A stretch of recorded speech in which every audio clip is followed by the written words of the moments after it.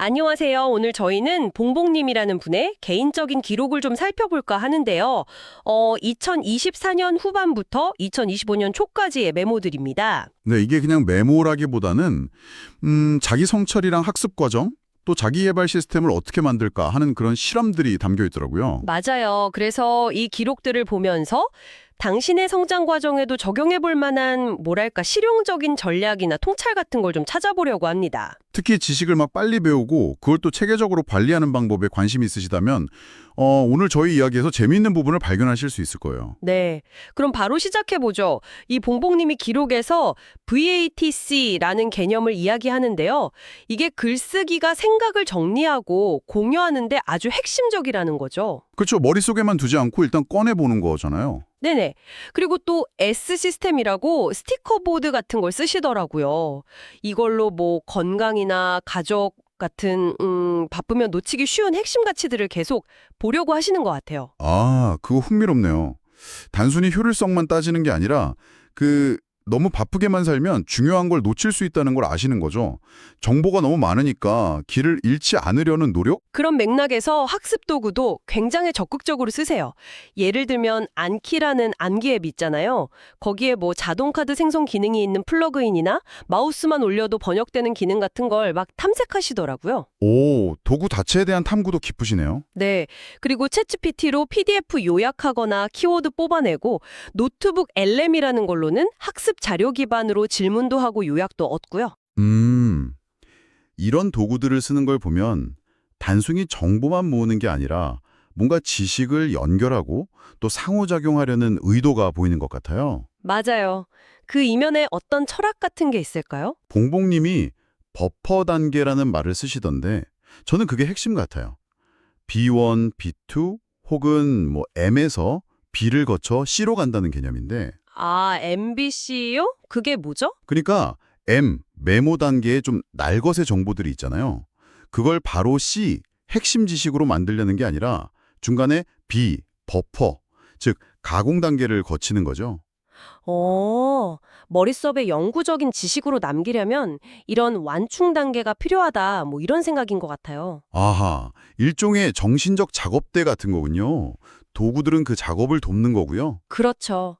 단편적인 기록들을 최종적으로 내 걸로 소화하려는 목표가 있는 거죠. 기술적인 부분 말고도 마음가짐에 대한 성찰도 꽤 깊어요. TR이랑 ORT라는 개념을 만들어서 쓰시던데 이게 좀 재밌어요. 네, 그거 저도 봤어요. TR은 타이탄 리마인드? 뭐 이런 건가요? 목표 달성을 위해 좀 의식적으로 노력하는 거. 네, 맞아요.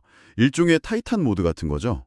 반면에 ORT는 오티움, 그러니까 라틴어에서 온 말 같은데 여가나 취미를 통한 좀 자유로운 성장을 말하는 것 같고요. 아, 그러니까 막 목표를 향해 달리는 거랑 좀 느긋하게 탐색하는 거. 이 두 가지를 구분하신 거네요. 왜 그랬을까요? 글쎄요. 제 생각엔 성장의 방식이 하나만 있는 건 아니라는 걸 아신 거 아닐까요? 그렇죠. TR처럼 막 집중해서 파고드는 시간도 필요한데 또 ORT처럼 좀 긴장 풀고 어슬렁거리다 보면 하고 뭔가 뜻밖의 연결이나 아이디어가 떠오르기도 하잖아요. 맞아요. 봉봉님이 영어 글쓰기를 꾸준히 하는 건 TR 같은데 그 과정에서 딱 아하 하는 순간이 오는 건 또 ORT 같기도 하고요. 네. 그래서 마음도 근육이다 이런 말도 하시는 것 같아요. 의식적인 훈련이랑 또 자율적인 휴식, 이 균형을 차르려는 노력으로 보이네요. 또 인상 깊었던 게 완벽주의를 좀 경계하시는 것 같더라고요. 현실적인 목표를 세우고 자기 연민도 필요하다고 이야기하세요. 아, 맞아요. 그 부분이 정말 중요해요. 시스템을 만들고 도구를 쓰고 막 열심히 하지만 결국 완벽할 수는 없다는 걸 인정하는 태도, 이게 중요하죠. 시스템은 절대적인 게 아니라 그냥 지침일 뿐이고 때로는 못 따를 수도 있다. 나는 기계가 아니라 플레이어다. 이런 말이 나오거든요. 네, 바로 그거예요. 시스템은 우리를 돕는 거지 우리를 얽매는 게 아니라는 거죠. 꾸준히 시도하되 가끔 넘어지거나 계획대로 안 돼도 괜찮다고 받아들이는 것. 이게 봉봉님 기록 전반에 흐르는 어떤 지혜 같아요. 네. 오늘 봉봉님의 기록을 쭉 따라가 보니까 의도적으로 시스템을 설계하고 또 글쓰기처럼 꾸준히 뭔가를 실천하고 거기에 맞는 도구를 잘 활용하는 게 학습과 성장에 정말 큰 영향을 준다는 걸 다시 한번 느꼈습니다. 그렇죠.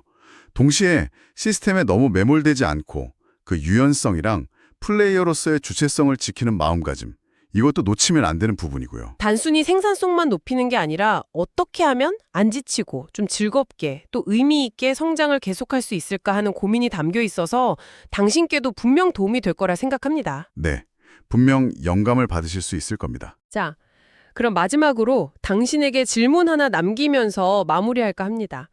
봉봉님의 이런 실험처럼 당신의 삶에도 이런 체계적인 자기 관리나 학습 시스템을 한번 도입해 보시겠어요? 아니면 TFR 같은 집중적인 노력과 ORT 같은 자율적인 여가 사이에서 당신에게 맞는 최적의 균형점은 어디쯤에 있다고 생각하시나요? 한번 고민해 보시면 좋겠습니다.